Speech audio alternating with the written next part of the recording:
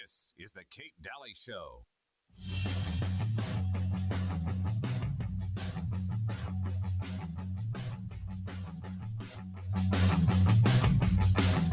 Hi there. Welcome back. Kate Daly Show at your service. And of course, coming on back, a big thanks to Bob Z. Boy, he's been around a long time. And his report, man, sometimes it just kills me sometimes. Oh my gosh. Welcome back. By the way, I just wanted to mention Birch Gold. Make sure that you are texting that number. I'm always giving you the 88, 98, 98, 98. Almost gave you our telephone number. 98, 98, 98. Text that number. Text my name, Kate, and you'll get some wonderful, wonderful advice. It's all free to you. And they'll even help you to make sure everything is covered, like your accounts out there, your retirement and so forth. And buy gold and silver. It doesn't cost you anything to do it. Find out about this because you want to be good and ready. We obviously we have hurricane news all week. It's all over the news 24/7. A lot of suspicions about what's going on too. A lot of things, there's the CENTCOM in Tampa, and I'll probably refer to that in a little while as far as that's right in the heart of Tampa, and it covers operations abroad and all kinds of things.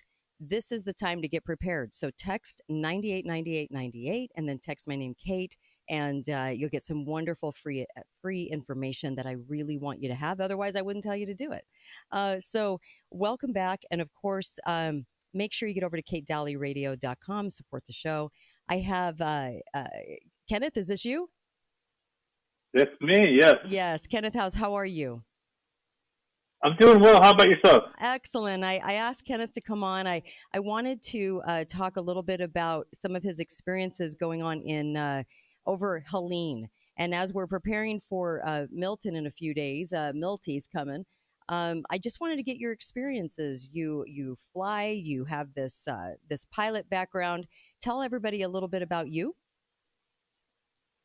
Yeah, absolutely. So I'm actually kind of a Utah native. I grew up there, but live in the Southeast now. I saw this coming through the pipeline that they were starting to do the Operation Airdrops through the North Carolina area where it was really hit.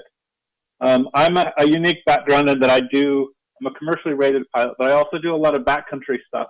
I have an aircraft that I built that's specifically made to do very short and soft field operations. Interesting. So what it did is it opened up a unique opportunity for me and my group to go into places where only helicopters could get into other than fixed-wing aircraft. It was just us. So in the end, it ended up being a big group of us going in and out of places, but it opened up things that we could do that other people could not. We could get into soft and short grass strips, people's farm fields, all kinds of other opportunities that presented themselves that was just a little beyond what the helicopters were doing. They were doing a lot of search and rescue, and we started doing supply drops. Wow. So tell me a little bit about what that was like. What did you see?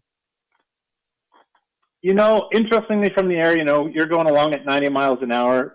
We see some of the devastation. We were able to see some of the roads that were closed down. The areas that we hit specifically, we were targeting a couple areas, and I'll drop names. As Banner Elk is one of the names of the towns that we went into. And it's down inside of a bowl. You could see a lot of landslides that had happened. Larger houses that had trees just leaned up against them like somebody had stacked them like Lincoln logs. Wow. It was really interesting to see from the air because, we have a little bit, literally a bird's eye perspective from what people on the ground would see. We may not see the smaller, intricate details, but we see a broader spectrum of what's going on. Right. Well, and tell us a little bit more. I mean, I'm sure you saw all kinds of things. What was the, were you kind of shocked at some of the beginning of the news coverage that wasn't covering it at all? And I also wanted to ask you if you witnessed FEMA up to their same tricks and kind of turning people away at points and people not being able to get access. Did you see any of that? Luckily, I didn't see that. I heard a lot of the rumors. I mean, to me, it's a rumor. I don't know. It's third-hand knowledge. We were flying specifically off of private grass fields, so we weren't interrupted in our operations. I see. I did hear stories about it happening, things like that, but I really don't know firsthand accurately what had happened with a lot of that. Wow.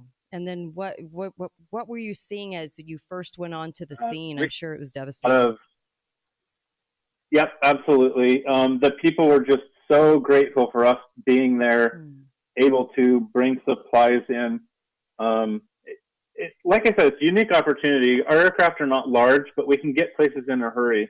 One of the trips we did from Boone to Banner Elk is only about 12 minutes by our slow little airplanes, but we looked it up and it was over an hour and a half-ish by truck. So with 4 of us airplanes, we could get a full truckload of supplies into there, where it would take them almost 3 trips in a day to get what we could in an hour. Wow. That's huge. That is huge. So you've been really busy there, I would imagine. Yeah, I still have friends that are ongoing. I'm back into Georgia now, but I have friends that are ongoing running that same run. A lot of the airdrop operations have kind of come to a halt, or really more slowed down, I should say, basically because we were able to get supplies in quickly when there wasn't access. Most of the roads in the area that I was working are now open. Their towns, at least, are accessible, so they're able to get trucks and larger loads of supplies in there. I do have a couple of friends that are still in that area, dropping things in, being able to make a big difference. Some of them with larger aircraft now because the airports are open. Right. Initially, when we started, we were landing on dirt and mud that had run over the runways. That's been cleared off to where now larger aircraft can come in. What was your first day on site? My first day on site was Thursday this past week. Okay. So it was a little bit late into the game. I had to get some preparations done here in order to get up there. But some of the group I was with had been started since Sunday, and they saw a lot more of the devastation into some of the other towns that then got supplies and opened up. And it was so fluid that we would go from one place to another, get word that there was another place that had opened up that we could fly into, and we'd change directions. It was just like that all day long. Oh my gosh. How many pilots do you estimate that were just private that just went in to help like you did? Oh, you would not believe it. Because of the systems that are in place now with the FAA, we literally had hundreds and hundreds of aircraft going out of the little airport that I was operating out of. At one point, we'd have up to 20 aircraft on the ground. That didn't count the ones that were in transit back and forth with supplies.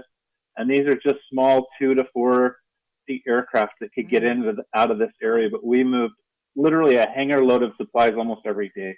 Oh my gosh. What percentage of government did you see in the mix? Literally, I was down or in that area for 4 days. I saw 4 Chinook helicopters, 2 Black Hawks, and that's literally all I can tell you that was actually governmental. Wow. So mostly all private. Yep. For sure. Almost everything I saw was private. Isn't that amazing? Does that amaze you? It does, absolutely. And it was really cool to be a part of that. And, I wish that it was still ongoing, but on the other side of that, I'm so glad that we don't have to have it ongoing because that means the trucks are going as well. But what was neat about it was just the ability to see people that were so happy to see anything come in. My first drop, I literally have this tiny little aircraft that holds 2 people. I was able to haul 220 pounds of supplies my first drop in. And over 7 runs, I flew about 1,300 pounds of supplies, and then another run after that I lost track of. Oh my gosh, I can't even imagine. And where were the supplies coming from? Just donated by people. It was amazing. We'd get on site, and some places literally had a whiteboard with needs written on it that would change every trip. Sometimes we'd go back and relay that information. We literally had a guy say, hang on a second, I've got insulin at home. It's my own, but I have enough supply.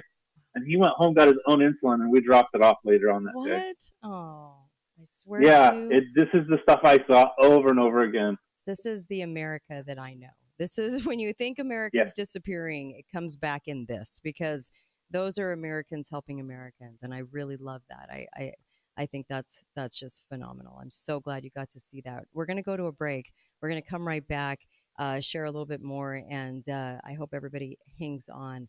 A lot of people, they've been contacting me with a whole lot of different perspectives, what they saw and what they were seeing in the skies beforehand and all kinds of things. And boy, it gets a little crazy. We'll be right back. Be right back on the Kate Daly Show. A little bit more with Kenneth Howes, pilot. Be right back.